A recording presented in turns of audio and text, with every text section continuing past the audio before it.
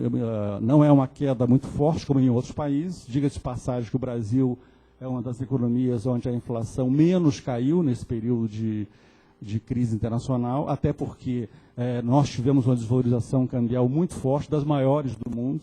Então, isso segurou um pouco a queda da inflação, mas é um claro viés de queda na inflação. A inflação hoje não é uma preocupação relevante.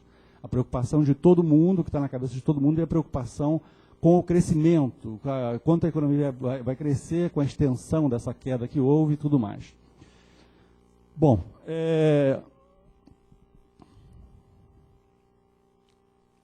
apenas para ilustrar para a gente ter como pano de fundo as projeções que estão aí no ar, e para ilustrar esse fato de que a preocupação com 2009, a preocupação com o desempenho macro em 2009 é uma preocupação essencialmente com o crescimento da economia.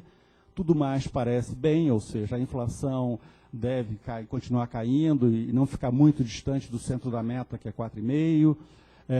A dívida pública, mesmo com a flexibilização esperada da política fiscal para o governo tentar estimular a economia, se espera que a dívida pública, PIB, fique mais ou menos estável, não é uma preocupação. A conta corrente, o déficit de conta corrente deve permanecer elevado, mas não muito diferente do ano passado, e isso por si só não deverá ser um fator de pressão adicional no câmbio. O câmbio deve permanecer mais ou menos estável no nível que tem estado recentemente. Mas o que essa tabela nos mostra é exatamente isso. Quer dizer, o foco, aqui são projeções do mercado em 3 momentos. Essas duas aqui são projeções captadas pelo Banco Central, um levantamento do Banco Central,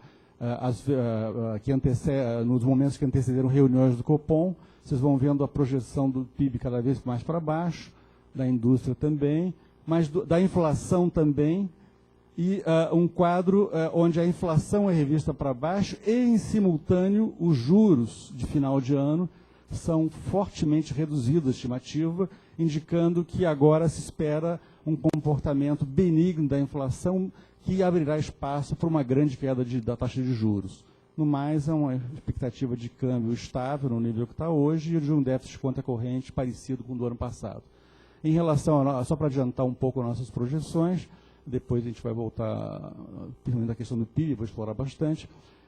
Nós temos uma projeção de 1,5, que olhando o ano fechado parece uma coisa pessimista, até um pouco abaixo do mercado, mas vocês vão ver que, na verdade, ela contempla uma recuperação bem expressiva da economia ao longo do ano. É aquele efeito estatístico do quarto trimestre do ano passado, do primeiro trimestre desse ano, que eu me referi no início, que depois vai ficar claro com os dados que eu vou apresentar.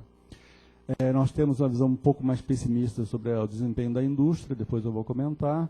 No mais, não tem grandes diferenças. Nós esperamos uma redução da taxa Selic bem mais acentuada que o mercado está projetando, e para nós isso vai ser um dos requisitos para que haja uma recuperação expressiva, principalmente no segundo semestre, e a gente acredita que isso será feito, dado que cada vez deve ficar mais claro para o Banco Central que no balanço de riscos da economia brasileira, riscos de inflação versus riscos de um desempenho muito frustrante do crescimento, a balança vai pender mais para a preocupação com a atividade econômica e não com a inflação, e nós imaginamos que o corte vai ser mais acentuado do que o mercado espera. Na verdade, a gente espera que atualmente a taxa já foi reduzida em 1 ponto, está em 12,75, a taxa Selic. Nós imaginamos que nas próximas 2 reuniões, uma agora início de março e outra no final de abril, ela já vai chegar nesse nível aqui, 10,75. Nós estamos trabalhando com 2 cortes consecutivos de 1 ponto percentual na taxa de juros básica.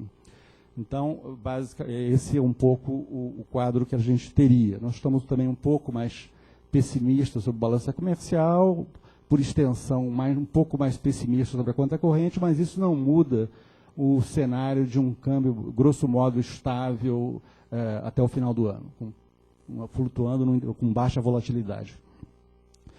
Bom, antes de entrar propriamente na questão do PIB, retomar algumas coisas, alguns aspectos relevantes do desempenho recente e tratar do que nos interessa mais, que é a questão do crescimento da economia esse ano, eu vou fazer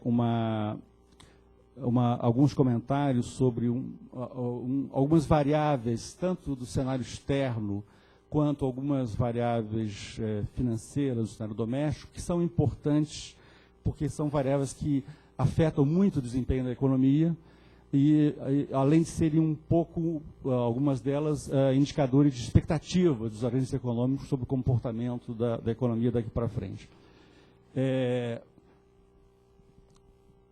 Então, vamos um pouco olhar para destacar algumas variáveis que me parecem importantes para conformar esse quadro do que a gente, de análise, um plano de fundo da análise do que a gente pode esperar para o restante do ano.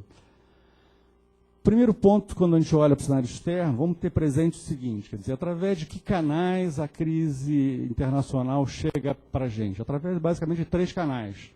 A queda forte de preços de commodities. Por que isso é tão importante? Porque o Brasil é um exportador essencialmente de commodities, a maior parte da nossa pauta é de commodities, e há uma estreita correlação entre os preços de commodities, medidos, por exemplo, pelo índice CRB, que é o índice mais usado internacionalmente de commodities, e os preços das nossas exportações. Se vocês fazem uma série longa, vocês vão ver uma uma correlação muito forte entre as duas coisas. Então, preços de commodities é uma variável muito importante para a gente. É um canal de entrada da crise. Um segundo canal de entrada da crise, que também afeta as exportações, é a recessão mundial. O FMI acaba de rever suas projeções, está projetando uma queda do comércio mundial em volume, sem contar preço, perto de menos 3% esse ano, uma queda de 3% do comércio mundial. Em valor é muito mais, porque projeta também uma queda grande dos preços no mundo esse ano. Então, é um quadro que nos afeta, as exportações então, brasileiras estão afetadas pelos dois lados, por uma queda de preços, puxada pela queda de preços commodities, e pela recessão mundial.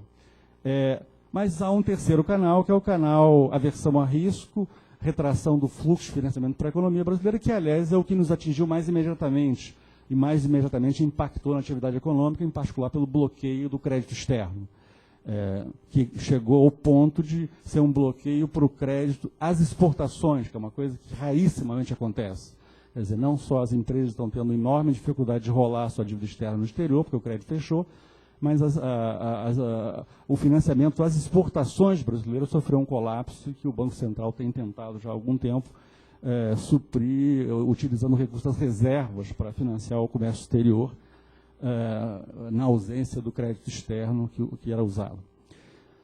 Bom, então tem esses 3 canais onde a crise chega a gente. Vejam bem que a variável preço de commodities é uma variável chave. Por que ela é chave? Porque, na medida que, como eu falei, ela tem uma correlação muito estreita com o preço das exportações, uma queda de preços commodities significa uma queda das nossas exportações, portanto, uma diminuição da nossa capacidade de importar. Ou seja, se a gente não é em simultâneo com a contração das exportações induzida pela queda de preço, não promove, se não há um ajuste que contenha fortemente as importações, você teria um quadro de forte piora da balança comercial, elevação da conta corrente, que teria reflexo, em última análise, na taxa de câmbio, iria para o espaço e na inflação. Então, a restrição externa via preços commodities, ela nos força a conter importações, necessariamente, ainda mais num quadro onde o financiamento externo é tão escasso quanto o atual. Então, esse é um ponto básico da restrição externa, o papel-chave que joga preços commodities na conformação dessa restrição externa ao crescimento. É claro que uma parte da contenção das importações se dá, e está se dando esse ano, porque os preços das importações também estão em queda, e não só das exportações. Um outro fator que ajuda a conter importações, obviamente, é a desvalorização cambial, que induz uma substituição de importações. Só que esse efeito de substituição de importações é um efeito que aparece muito mais lentamente. É um processo de estímulo a uma substituição de importações por um câmbio mais favorável, não é um processo que se acione instantaneamente. Portanto, o que sobra é que uma parte nada desprezível, uma parte importante da contenção das importações tem que vir necessariamente da desaceleração do crescimento, da uma forte contenção da demanda, que Então, é por isso que o problema que começa sendo anunciado para o preço de commodities vai acabar batendo em contenção do crescimento para conter importações.